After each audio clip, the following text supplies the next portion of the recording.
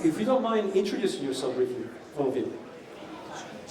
Hello everyone, I'm Jackie Rosner from PAAMCO Prisma. We invest in hedge funds. I'm on the investment team. We have a platform called Molecule, which sounds very much biotech, healthcare related, but it's actually a platform where that's how we invest in all hedge fund strategies. We onboard managers to trade on our platform. It's a real pleasure to be here today. Thank you, Vidak. Thank you, Beryl and Silverstein Green Foundation. I've been to many of Beryl conferences before, and they're always very exciting. It's also very special for me to be at Several World Trade Center. I used to work at Solomon Brothers and the previous Several World Trade Center. And just before I pass it to my panelists, I want to say in the spirit of healthcare innovation, you can see I mastered the art of anti-aging. As long as I don't update my profile photo, my youth is preserved in perpetuity. You look younger. Oh, thank you. Because you moved to Florida, right? That helps. Less taxes. That too.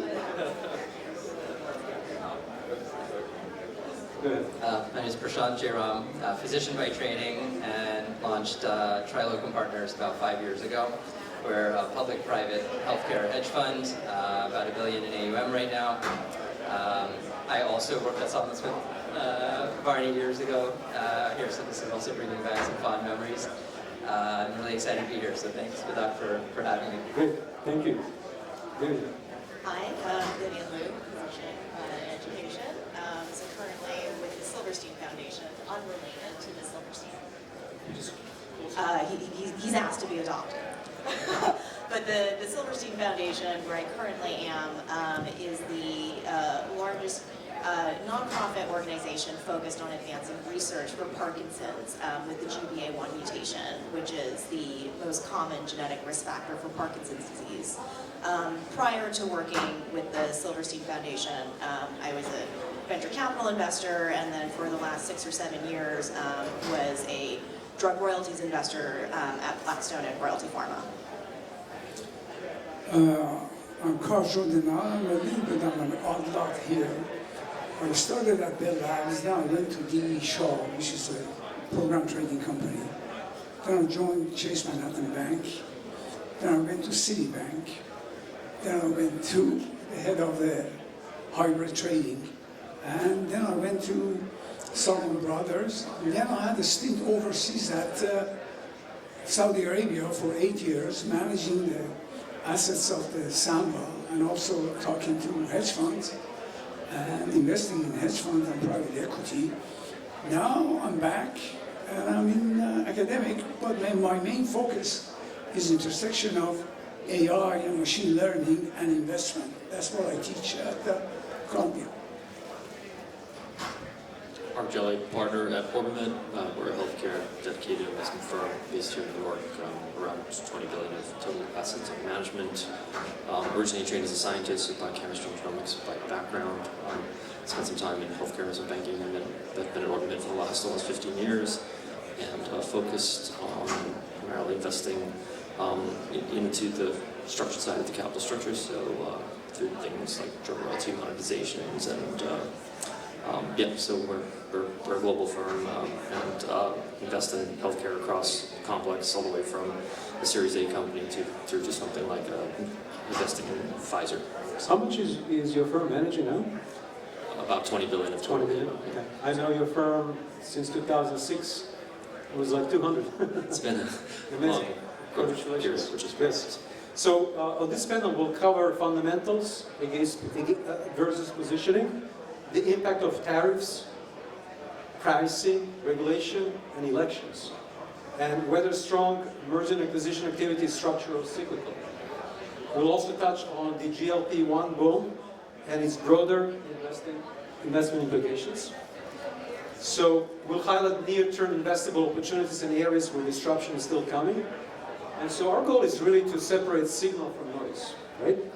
And understand what all this means for generating alpha in the next phase of the market, because this is investment panel, so we're talking about alpha. But we'll also look at smart mining, including digital assets, and how they fit into modern healthcare-oriented portfolio. And Vivian, we will talk about patents as well, of course. So on this note, Jackie, what's the strongest alpha in biotech today?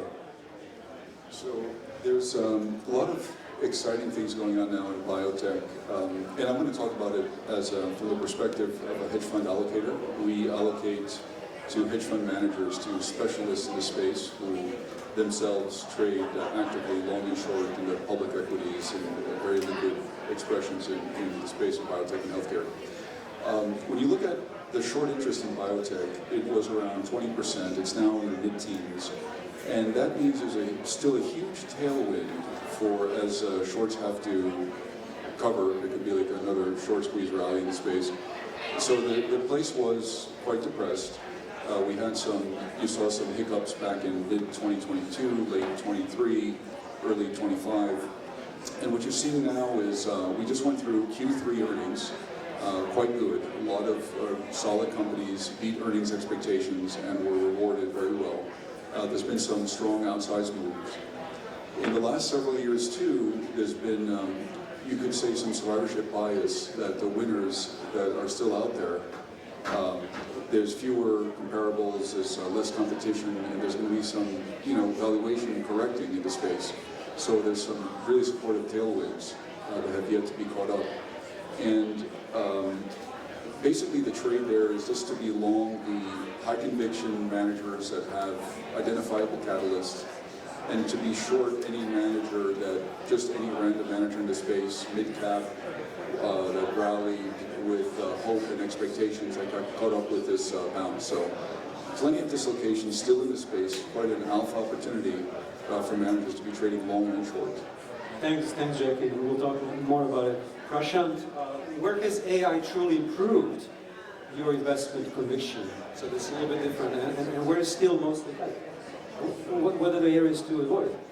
Yeah, so I'll answer it in maybe two different ways. One is how it's helped our internal processes in terms of how we evaluate underlying assets. And then the second part is probably where I think in the companies we're evaluating to invest, where I think that claim they're using AI, which ones are actually hype versus reality. So internally, within Trilocum, we've been able to use AI to help reduce the cycle time that it takes to identify the plausibility of biology for early stage companies using AI by about 30 to 40%, much faster than before. And we can use proteomics modeling, clinical trial modeling. The idea really is that anything that you invest in, typically, including clinical trials, has really wide error bars. And if you could basically shrink those error bars, you have a much higher probability of getting a correct outcome or truly identifying the signal. Because when the error bars overlap, there could be a lot of noise. And so using a lot of the AI tools that we have, we're able to kind of shrink those error bars and identify true sort of signal from noise. Yeah.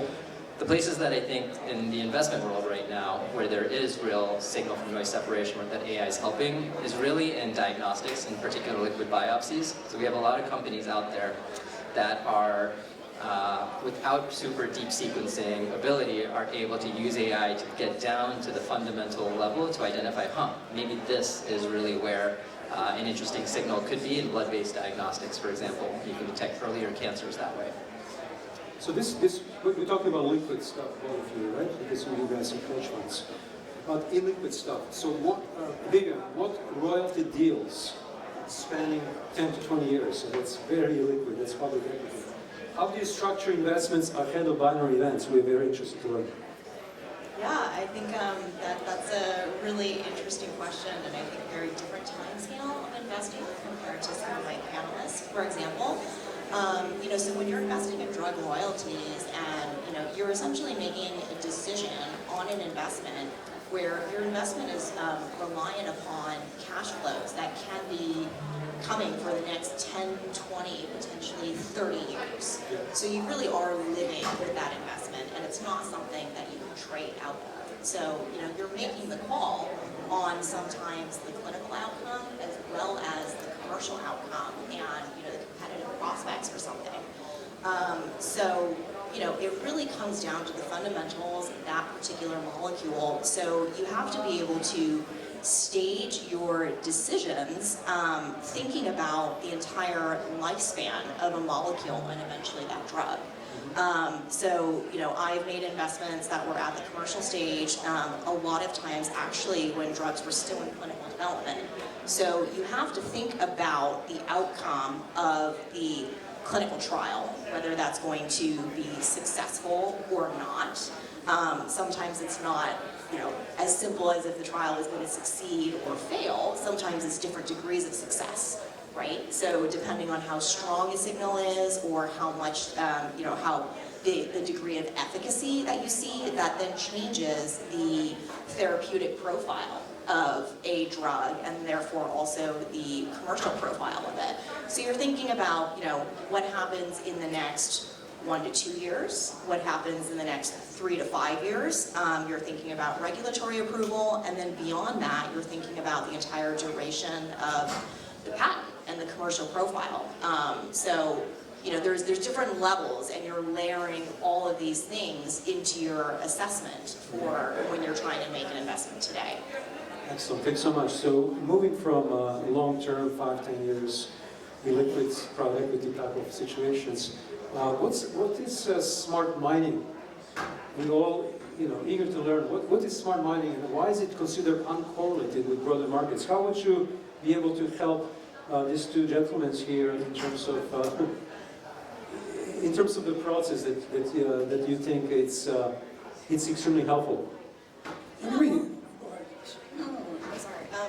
So I think for all of us investors and people in the biopharma space, healthcare and medicine generally is uncorrelated with the broader markets, right, because these are things that are not truly discretionary as compared to the consumer sector or the retail sector.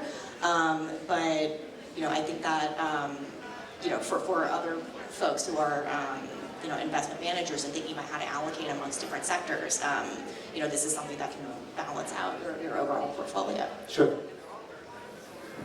To talk about smart mining, it's going to take a little bit of time. I don't want to hog the time, but the whole thing is this deals with Bitcoin mining. Let me take 2 minutes to essentially give you a feel for what is mining. Suppose you have a black box, and I tell you, you put a number, the number comes out.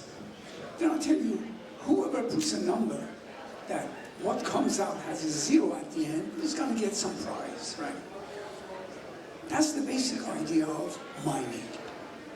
For you to get the mine, or to get that number, the only way you can do it is trial and error. There's no shortcut. So the faster your computer is, the better it is. Right? Now, this whole process is called hashing. One of the most important hashing is hash 256. You can go on the web and type it, and it comes out. You put a number, it gets you another number. Right? Now, the whole thing is that this number that comes out is quite independent. Okay. Now, there are a bunch of cryptos that use this hash SHA-256. One of them is Bitcoin, one of them are the other coins. Now, the important thing is that smart mining is that how many people are hashing is called the hash power, and you can estimate it. What is the hash power for Bitcoin? What is the hash power for example, Solana, etc.? Now, people who have read the book by Thor called Beat the Dealer, you should always bet when the odds are in your favor.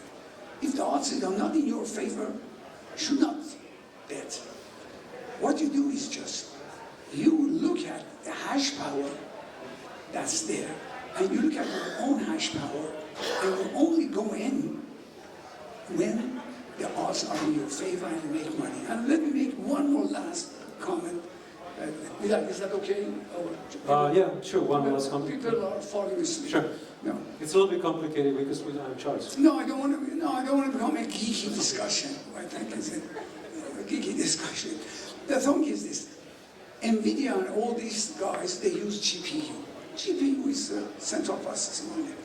It's graphical process unit, and its instruction set is too much because graphical processing unit should have a lot of capabilities, for example, to turn the scene, etc., very quickly. But in hashing, you only need certain things, right? So it's better to have a chip that only does that thing, right? That's called ASIC, Application Specific Integrated Circuits.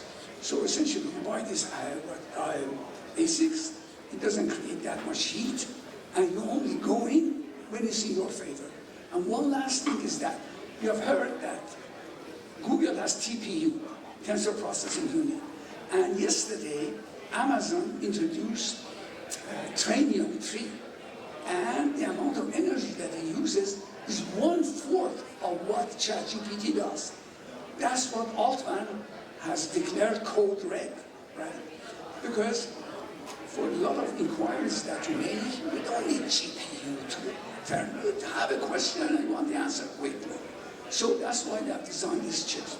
The bottom line is that you buy a chip that does whatever you want to do, it uses less energy, it creates less heat, and you only bet when the odds are in your favor. You look at the hash in the market, you look at your hash, you look at chance of you winning, and you go in, and that's totally independent of everything else.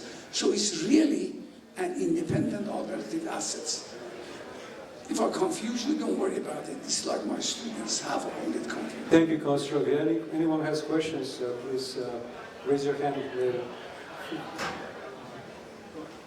Mark, let's move into portfolio construction. What has AI most improved, or where has AI most improved your investment or portfolio decisions? And over 5 funds that you have, what major thematic shifts have you seen in life science? So they're pretty much 2 questions, but go ahead. Great question. It's pretty broad. Firstly, I think there's AI both inside and outside the firm, right? As alluded to previously, I think we have probably at least 50 or more, AI initiatives ongoing and always evolving today. Agentic AI is just simple as updating, information routinely. There's more sophisticated approaches, looking at trial modeling, biomarkers, things of that nature. And we're using multiple different AIs and always benchmarking them against each other internally. So it's quite a complex development environment. I'd say that the number of data science hires we've made has been remarkable, and the investments are remarkable.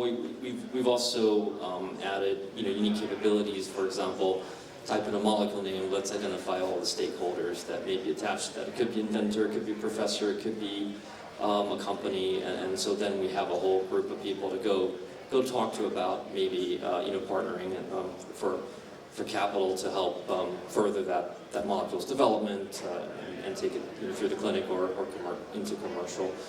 So that's interesting. And then on the company or investing side, every company as mentioned, a lot of them are promoting AI. There's degrees of sophistication. I think it's no interesting fact that lots of companies add an AI moniker to their name before they go public, for example. So we're always trying to diligence that. I'm an old school genomics guy by training, and we did neural networks and machine learning, but that was what it was called back in the day. So I think it's really doing that next level of diligence, understanding the uniqueness of the models. I mean, a lot of the models, to my view, are becoming more commoditized. So it's really about the data sources, right, and the uniqueness and differentiation to be able to derive from those data sources. So that's where we spend a lot of our time. I think in terms of the cycle question on duration, as we're looking at this on a multi-year time frame, obviously it's to the fore. AI is to the fore of folks investing right now. That certainly wasn't the case as you look back. I find sectors come in and out of favor. I think diagnostics in a space I've been pretty active in, and when I started my career 15 years ago, it was something that was very out of vogue. These companies were trading at 1 and 2 times revenues. Now you can find them trading at 10 to 12 times revenues. So I think in the back of my mind, it is a little bit of up and down, and you've got to just keep an eye to, as an investor, where you are in that cycle, and make sure you don't get carried away in this euphoria, either side of it. So. Thanks, Mark. Jackie, mergers and acquisition is booming. Structural or cyclical? Where is the trade? So when President Trump said MAGA, he didn't just mean make America great again. He also meant merger are great again. So definitely that's going to be on an uptick. There seems to be a bit of a perception that M&A in the space is declining. It actually isn't. On a rolling 2-year basis, it's actually positive. There's already been 7 deals this year of over 5 billion in size compared to 0 in 2024. So this is a reflection that management confidence is back in the space.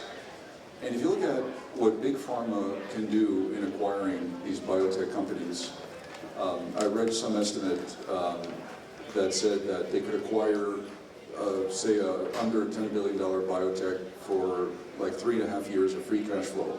It's not trivial, but it's not rich. So there's a lot going on in the space. There's going to be more M&A, which is going to be good. It's going to be good for the whole sector. And basically the trade is to be long the high conviction names with identifiable catalysts on biotech companies that already have clean phase 2, phase 3 trials, and basically short the narrative inflated.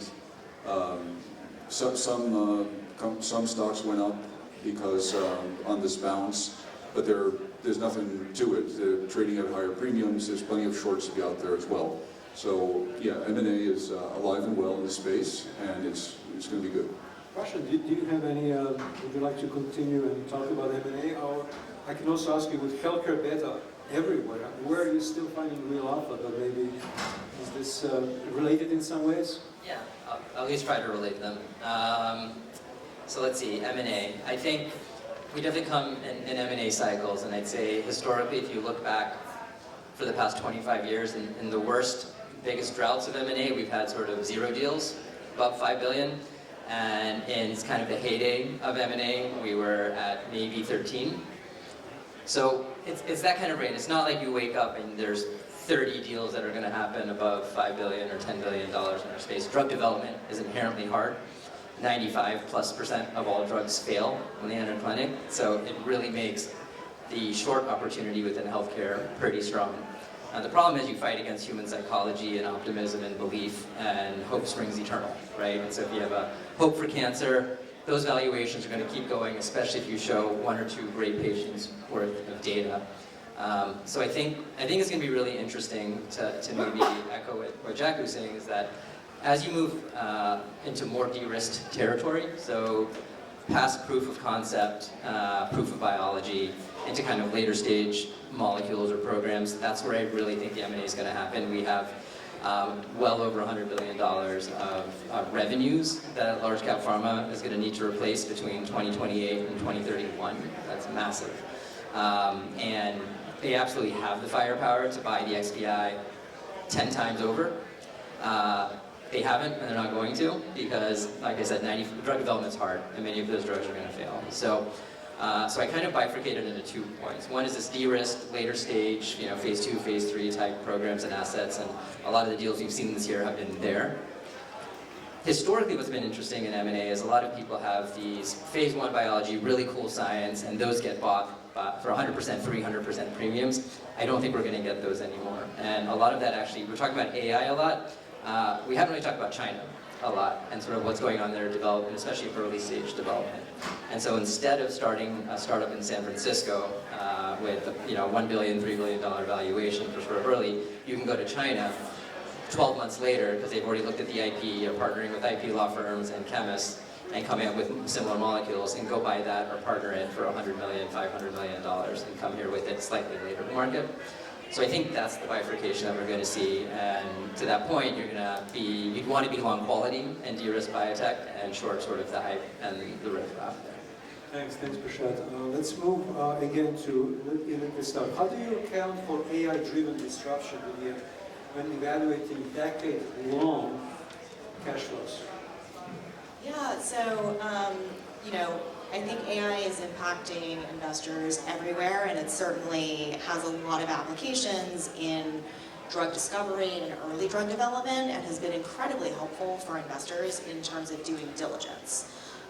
For what I was doing in investing in drug royalties, where again the cash flows you're looking at and that you're counting on can be anywhere from 10 to 30 years. I don't think you are going to see massive disruptions to that duration or the performance of a drug over the scale of decades, because drug development is hard. Drug development takes a lot of time. to develop a drug. It's on the order of decades with a 95% failure rate. So once you get a drug into late-stage clinical trials, once it gets approved, once it gets launched, there are very few things that are going to change overnight.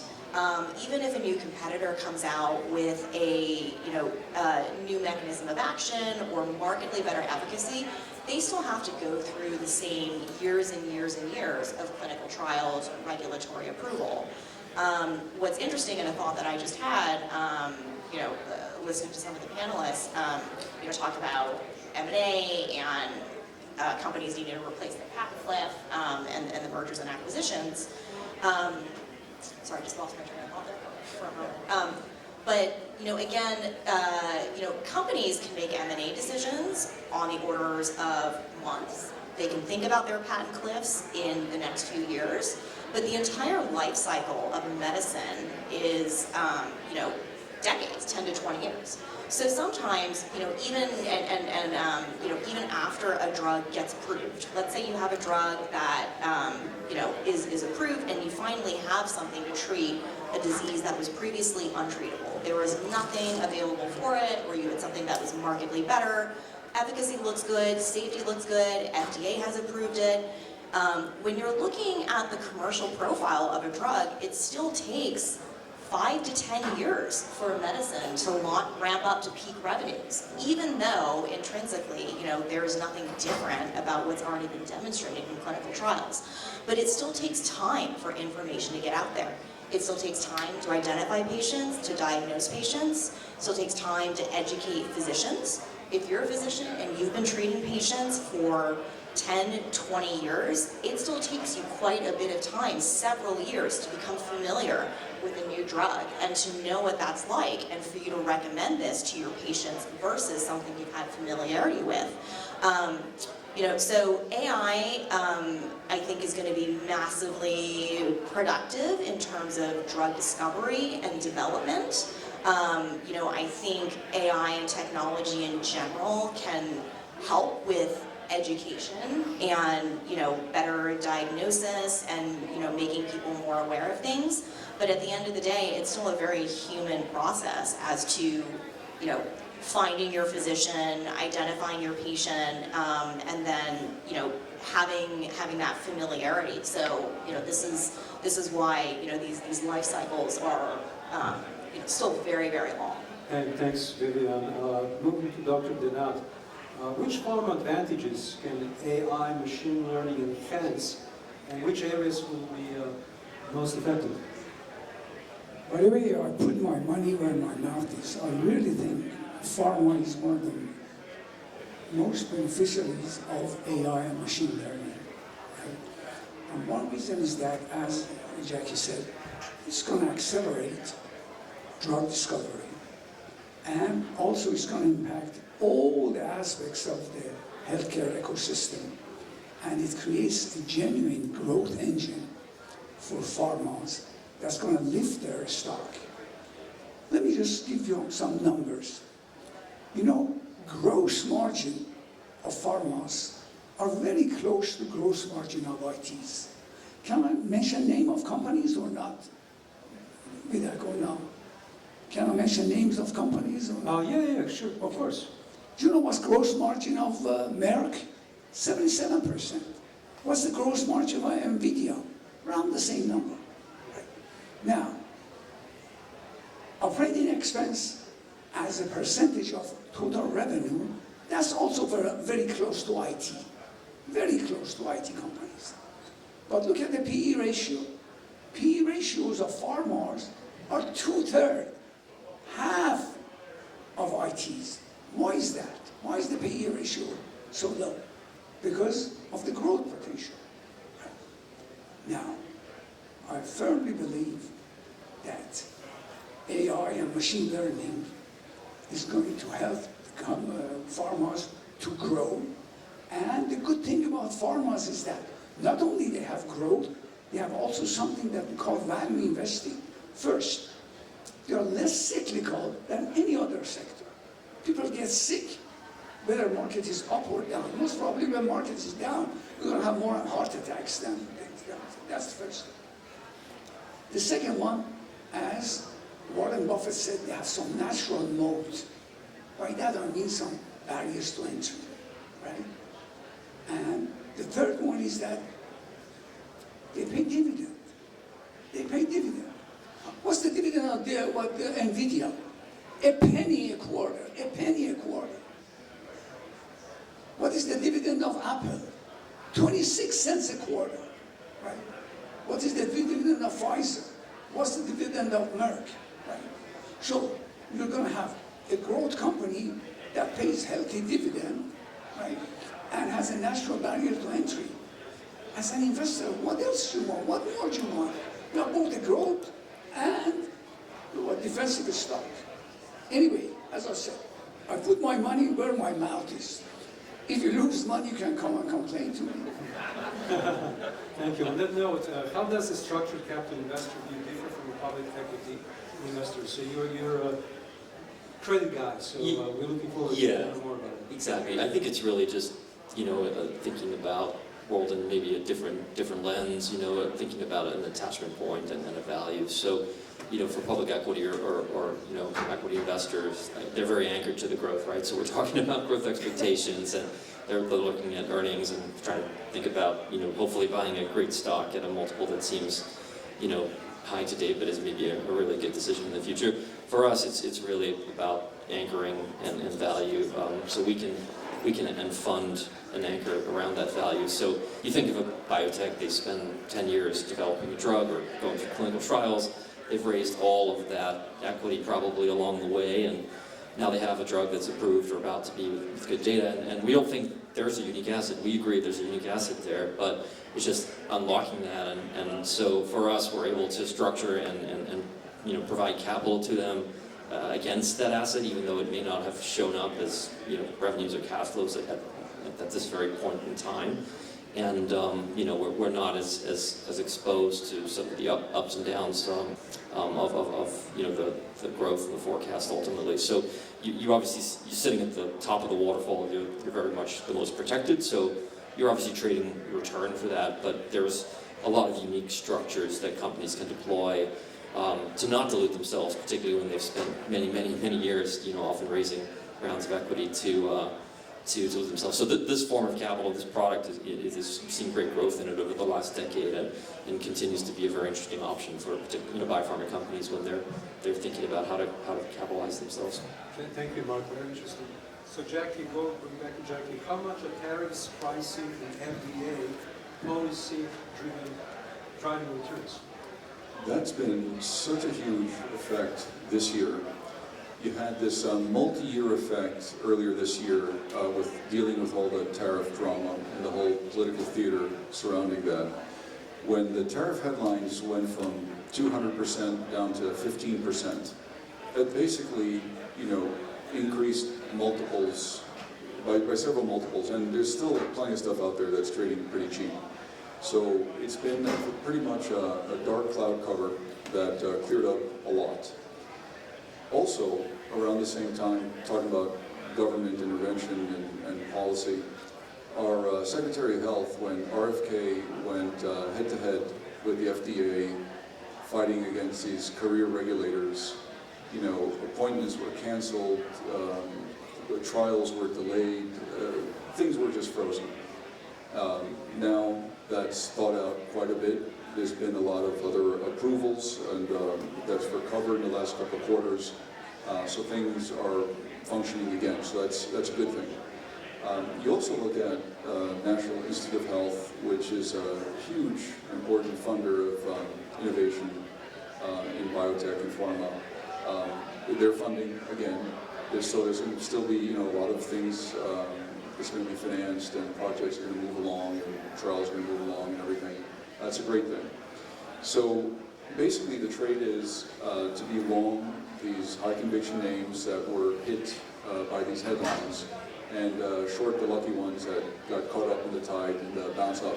So it's both a long and a short type of a play, but there's been a tremendous amount of drama, and as a result, alpha coming from tariff headlines and government policy this year in the space. Prashant, maybe you can also discuss a little bit this topic.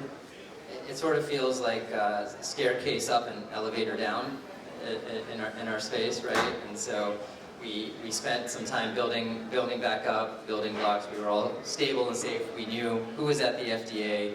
We knew how to sell a drug and how to price a drug OUS. And then all of a sudden, at the beginning of this year, people get fired, new people come in, they come and leave. And then I think what really started turning our sector was in July when Albert Bourla, the CEO of Pfizer, ended up making his deal, the first pharma deal with Trump, and he got up on stage and they showed charts of 10,000% price decreases that the president negotiated on some of these drugs and things like that.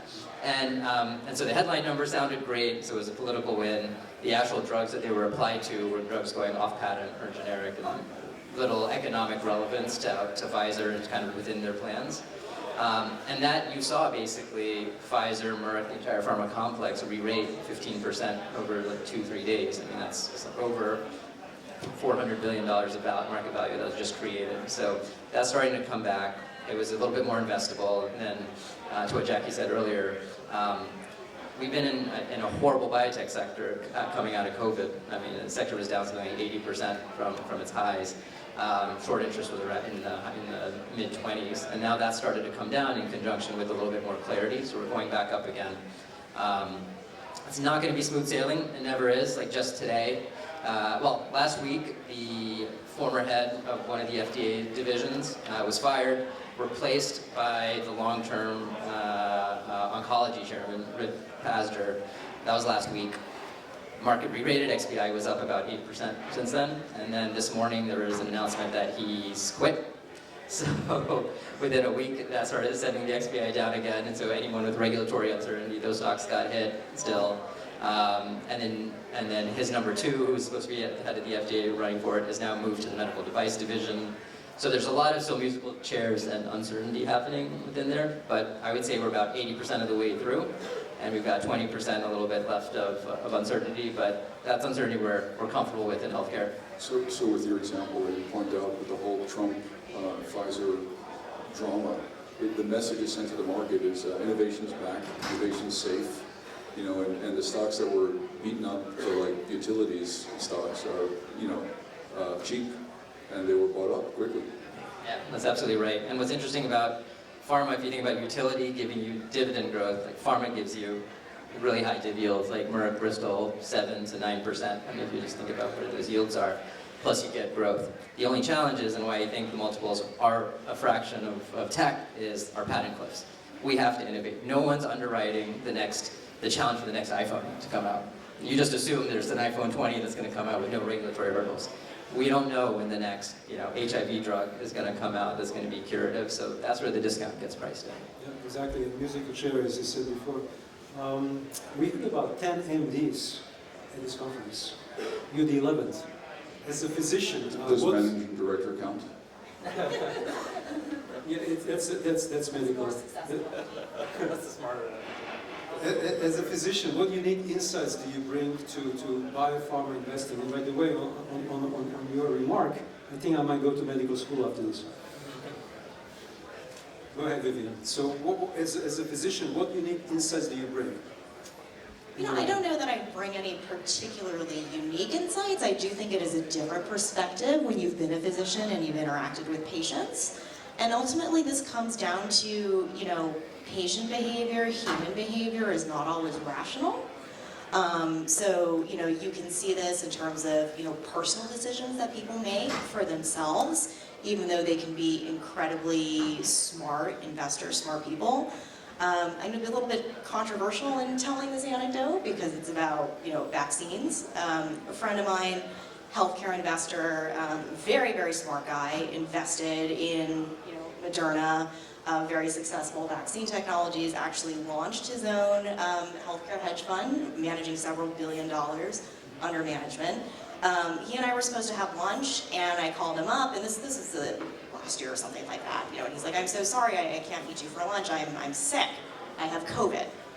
And I said, oh my goodness, I'm so sorry, that's really unfortunate that you've gotten a case of COVID, and even after you've gotten the vaccine. And he said, oh no, I didn't get the vaccine, I didn't have time to get the vaccine. And I said, well, this this is a man who'd invested in COVID vaccine technology. You know, let's set aside, you know, personal feelings or political feelings about the vaccine. He didn't have time to get the vaccine. You know, a lot of time people don't have time to go see the doctor. Well, you know, I don't know the impact of, you know, how much. I don't think he accounted for, you know, the time that he was sick in bed, feeling miserable with COVID, and then, you know, not being on top of, you know, his sharpest game for managing his now multi-billion-dollar portfolio. So, you know, I think like at the end of it, you have to, you know, understand that people are people, and yeah, I think that can go either way. So, you know, again, the guy is I don't know what his turns are. He's a very smart guy. I don't know, maybe sometimes there is carryover in, you know, personal decisions into professional risk assessment decisions, or, you know, sometimes maybe in this case you hope there isn't. Yes. Thank you, thank you.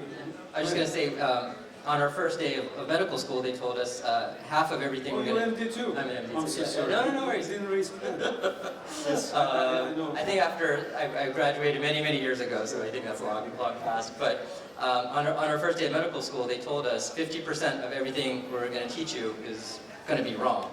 We just don't know which 50%. So good luck in figuring that out. And I think that's sort of where so what it really teaches you is a language that we can then go out and basically understand an investment, underwrite it, and diligence it much well, quicker. that's Dr. Denat comes in. So can you tell us a little bit about digital assets and how can that be integrated into pharma? Is it stable coins? Is it smart mining? What is it?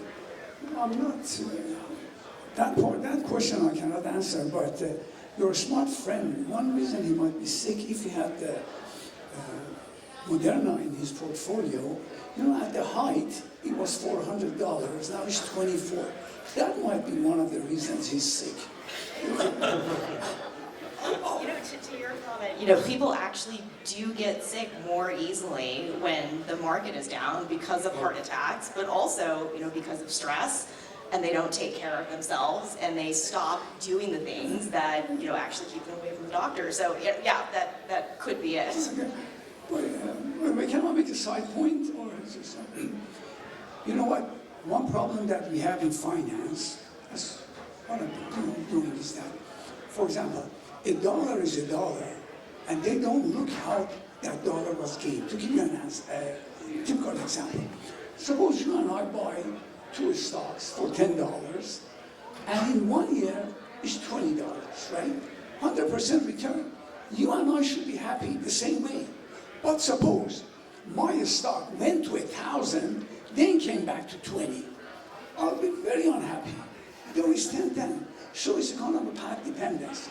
But going back, see, what I think AI and ML can really have impact in pharmas because they have proprietary data and information. And this proprietary data and information can get updated, and they can use, for example, retrieval augmented generation, RAG.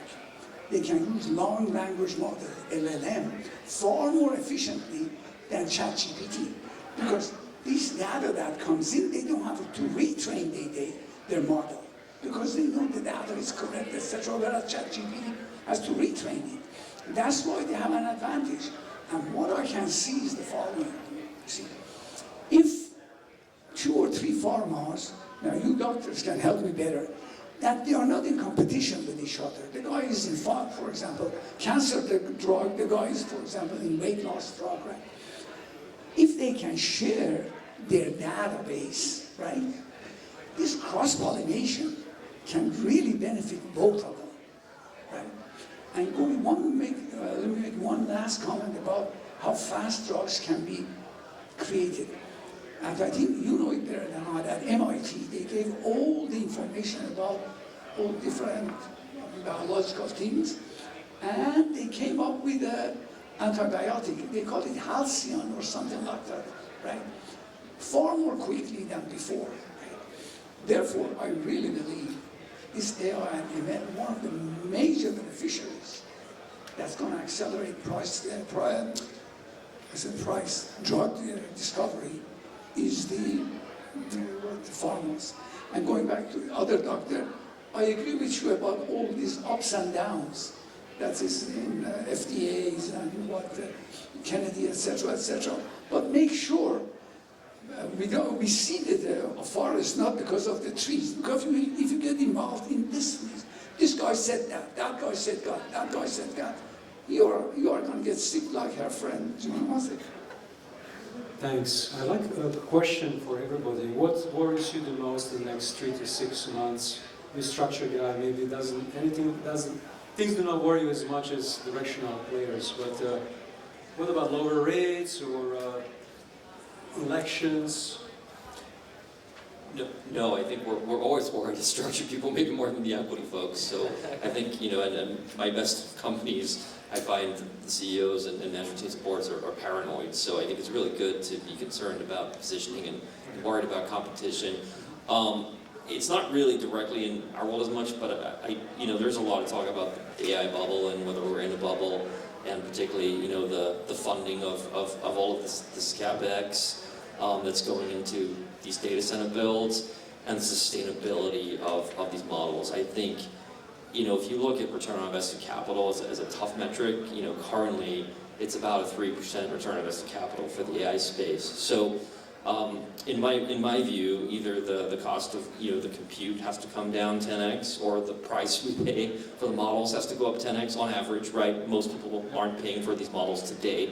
But the sustainability of the CapEx spend is, which I think has frankly been, propping up the economy in a macro sense of late, is one thing that I do worry about, the funding of it, the scale of it, and the power demands too. I mean, you look at, it's a little bit outside of my scope, but the towns that are building AI data centers their residents have a power bill that's going up 3-4x, and so it's not so easy. The energy demands are significant, and partially probably that compute component coming down on the order of 10x, will mean that we're using less energy, so maybe through more efficient chips, dedicated ASICs or TPUs, whatever the case may be. But that's certainly something that I just think about is the debate and is a macro risk as we look at the world today in the next 6 months. Pricing. You talk about rates. I just want to say that, elections too. Elections as well. When you talk about rates, it's pretty interesting to see how biotech is up so much this year in spite of real rates being as high as it is. Lower rates would remove the psychological barrier that prevent generalists from rotating into the space. And now that the Federal Reserve is embarking in a rate cutting cycle, if rates go lower, that's going to be even better for commercial platforms with multiple products and multiple revenue streams, because these revenue streams are multi-year revenue streams, and just by discounting it at lower rates, it's going to be a very supportive tailwind. So lower rates would be great for the space. It's amazing how much it's rallied this year, even though rates have been pretty high. Prashant? Yeah, I think. Hello. Use this one. I think. Did we get timed Hello. out? Okay, I think it's working now. I was going to say, I think some of the things that worry me a little bit less now, but if you think about tech as an overall sort of percent of even just the S&P loadings, it was something like 40-45%. It was incredibly high, and healthcare was something like 6 or 7 at its low point. And then if you look at the contribution to just GDP, healthcare is about 20%, right? So there's obviously a mismatch if you think they should be representative within kind of the overall contribution. And so to one of the earliest panelists' comments on just sort of how much hype there might be within the AI bubble, and that's starting to rotate, and we're starting to see some of it. So that sector weighting has gone from about 7% to about 11% now with the healthcare rally. It should settle back up towards 18 to 20%, I'm guessing. And if there is kind of a collapse or any kind of wobble or worry within the AI infrastructure framework, that's likely to come back to healthcare. If you go back historically and you just look at the correlation between the XLK, which is sort of the tech index, and the XLV, which is the biotech index, they're pretty uncorrelated, actually. It's like 0.1 0.08 to 0.33, depending on what time periods you're looking at. You know, with my background, what I've done, I don't worry about things in terms of like the next 3 months. I do worry about things in the next 3 to 30 years. Yes. And one of the things that, you know, I do find concerning is, you know, the entire basic science ecosystem that we have in the United States and globally. So, you know, a lot of basic science is, you know, done, and the dividends or the fruits of those discoveries are not known for decades and decades and decades. A lot of this work that is done, you know, at academic institutions is done without any sort of therapeutic prospect or, you know, commercial viability. So, you know, where I am at the Silverstein Foundation now, you know, we are funding postdocs, you know, young scientists earlier in their career who are doing research, you know, into Parkinson's with the GBA1 mutation. And, you know, this is hopefully going to, you know, lead to a cure or treatment in many, many years. But a lot of that is changing at universities. A lot of that is changing with cuts to, you know, government funding.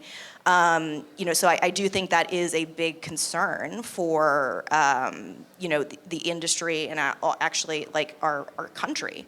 You know, a lot of other countries are taking advantage of this opportunity to, you know, incentivize scientists and researchers and physicians to set up labs and establish careers, you know, families and their entire lifetimes, you know, elsewhere. So, you know, I do think that cuts that we're seeing that are affecting universities or institutions or, you know, individual researchers on the orders of, you know, a few $1 million or a few tens of thousands of dollars when you're thinking about a particular lab, you know, this is going to be a problem in decades. Thanks, Vivian. And the last word, Dr. Denal. Yeah, my main What worries you my main besides worry smart mining? It's a worry, but it has a silver lining. My main worry is the same as Mark. All this money that's being spent on this AI stuff, ML, that by the way I teach it, etc. You know the amount of interest that they have to pay for it? $800 billion, 800 billion, almost $1 trillion a year. Yep. That's not sustainable. What's going to happen is Fed is going to ease, and if you have Pfizer stock that pays you 6.8%, 50% more than 10-year Treasury that pays 4%, you will come and thank me. On this note, you already said your thoughts, right? So on this note, we're going to, well, let's give applause to our panelists. And now we're going to have a little bit of music. We'll have a nice evening entertainment, cocktails, reception.